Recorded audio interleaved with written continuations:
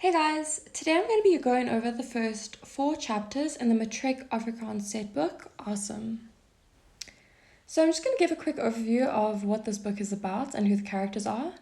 The main character is named Barry's and he lives with his mom at the moment. So his dad's name is Paul and he was sent to prison for a reason that Barry's does not know, and we will find out in the later on in the book.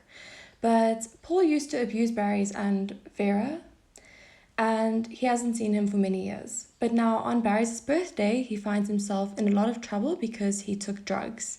And instead of going to prison, the police say that he must go stay with his dad as a form of rehab because his dad is very isolated. So let's start with chapter 1. The reason why Barry's does not like his dad and why they do not have a good relationship is because his dad abused him. So abuse is mishandle. He also divorced his wife and Barry's mom. Barry's mom's name is Vera and divorce is geskei. And on Barry's birthday throughout the years, Paul, his dad, has not wished him happy birthday. So Paul has actually invited Barry to go stay with him over the December holidays, over Christmas, because he feels very bad over what he did in the past years, and he is trying to make their relationship right again because it is Barry's 17th birthday and he's getting older and he wants him to have a relationship again. But what Paul doesn't know is that Barry's actually wants to poison him in order to make him feel the pain that he has caused Barry's over the many years. At this point in the book, it is Barry's 17th birthday. So his friends Theo, Floris, and Lizette are at his house or his apartment because he doesn't live in a house. And for his birthday, Barry's wants to go to a club called Gold Miner's Delight. We need to pay attention to the fact that Barry's and his mom Vera are not rich. We know this because they drive an old white Mercedes-Benz. For Barry's birthday, Vera just gives him 100 rand to buy pizzas, and they live in an apartment, not a house. On his birthday, Vera expresses the fact that she thinks that Theo and Floris are a very bad influence on Barry's. She also thinks that the drugs that Barry's take influence him badly because they make his academic marks bad and they also decrease his sports performance. He was a really good cricket player, but now he can barely walk up the stairs without having to catch his breath.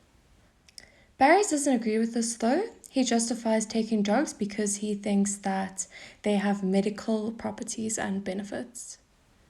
While they're chilling at Barry's apartment, he tries to fool around with the Lizette, but she says that she doesn't want to go too far because he doesn't have any condoms. So they end up leaving the apartment and going to Gold Miner's Delight, but before they get there, they stop at a shop. Barry's buys gum in order to hide the smell of alcohol in his breath because obviously he is underage and he's not supposed to be drinking. He also buys weed, condoms, and food. Barry's is very jealous of Theo because the girls seem to find him very attractive, and Barry's is very scared that he will end up having sex or fooling around with Lizette instead of him. Another thing that's important to note is that Vera got a restraining order against Paul because he was abusing Barry's, but it was not successful because Paul did abuse Barry's afterwards, and Vera didn't stop him because she felt sorry for him. So eventually Barry's and his friends make it to the club Gold Miner's Delight. There is a bouncer there and his name is Jumbo Kruger. Okay, bouncer is 8 meter. Barry's and his friends say that they are 18 years old, which is obviously telling a lie. But Jumbo seems to know this because he says that they can go in, but if they do anything wrong, if they even do one thing wrong, he's going to kick them out. So they must be very careful. Now we're going to talk about what happens inside the club. So Barry's and his friends get in. They drink and they smoke in the bathroom, and this makes Barry's pretty aggressive, and he isn't thinking straight. So when a man touches Lizette inappropriately, he gets very angry and he hits the man between his eyes. Also, he uses his head to do this, not his hand. So he hits the man between his eyes using his head, almost like headbutting him. Obviously, Barry's is causing trouble now because the man falls on the floor and he's hurt. So Jumbo finds him and his friends and he throws him out the club because they were not careful. Now that they have been kicked out the club, they are all ready to go home except for Barry's. He says that it's his birthday and the last time that they can celebrate before end of year and their exams, and he's obviously going away to his dad in December. So he says this is their last time to celebrate, and in order to convince them to stay out with him, he says that he will buy the best weed in the whole world. He is planning to buy this weed from a drug dealer named Butcher. It's important to know what drugs he buys from Butcher. So he buys MDMA, ecstasy in a powder form, Durban weed, and rolling paper. Once they've bought the drugs, they want to go to a club where they are allowed to take them. So this club is called Rainbow Delight. When they leave the club, they are all very drunk and high. Theo is driving, but he struggles to get his car going and to drive safely. Now because of this, Theo ends up driving into a man. Barry does not remember this part of the drive. When he wakes up, he hears sirens, he hears Lizette crying and her saying that they have hit a man and ridden over him. He sees blood all over the windscreen and he sees a man shining a light in his face. Barry ends up hitting the man with this light and he falls to the ground. They are all taken to hospital after this, and there is a nurse named Faith. She is the nurse that helps Barry's. Barry's wakes up for a second time in hospital. His mom is sitting next to him and she says that he is in a lot of trouble. The person that they rode over is in intensive care, which is intensive sorgeenheid, and he has broken his legs. This obviously shows that the man is in a very sensitive state, and if he dies, there could be serious consequences for Barry's. He realizes that it is now Monday morning, so he was unconscious the whole weekend. Unconscious is bewusteloos.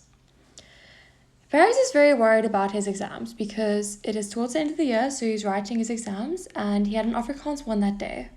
But his mom said that she spoke to the school and they said that he can use his year's marks as a promotion mark and not his exam ones because he won't be writing them. Barry's also claims that the policeman assaulted him and he wants to sue him for that. But what actually happened was, when Barry saw the light shining in his eyes at the car accident, he hit the man who was shining it, and the policeman hit him back in order to control him. Vera tells Barry that the reason why he is in hospital and the rest of his friends aren't is because he poisoned himself with drugs because he took so many and he drank so much alcohol at the same time. The police that are handling the situation with Barry's are Sergeant Schroeder and Captain Mafeka. Captain Mafeka wants to arrest Barry's for multiple reasons.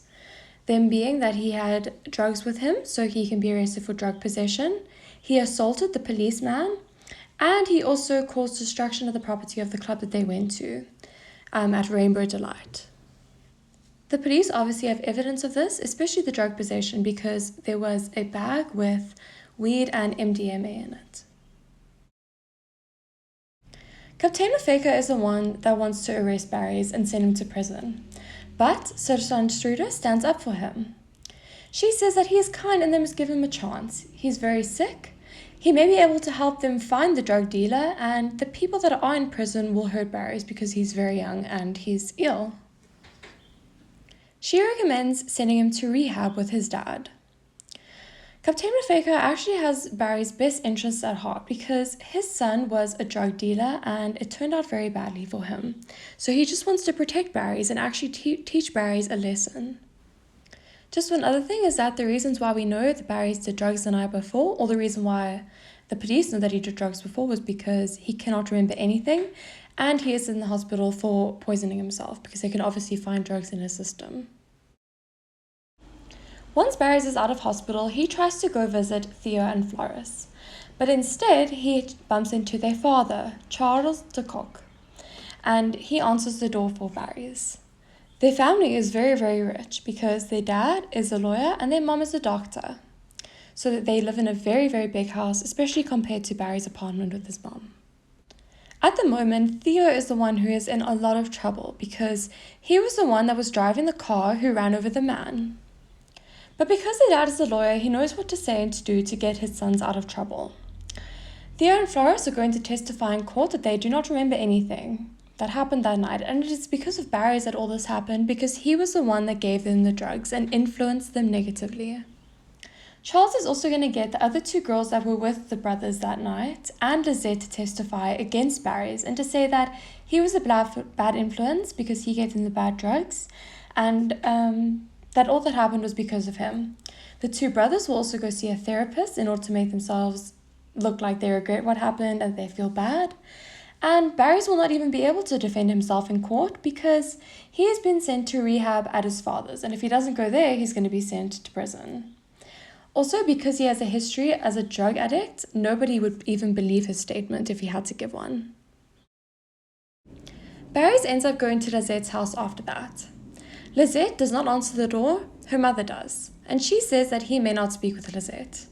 They live in a massive estate, and she says to Barry's that he is a woenstel rot, which is a way of calling him scum or trash because he is not rich. After that, her mom chases Barry's out with a sambok, and when he gets home, he finds 2 ecstasy tablets that he hadn't taken the night before. So he doesn't throw them away, he hides them so that his parents and the police may not find them.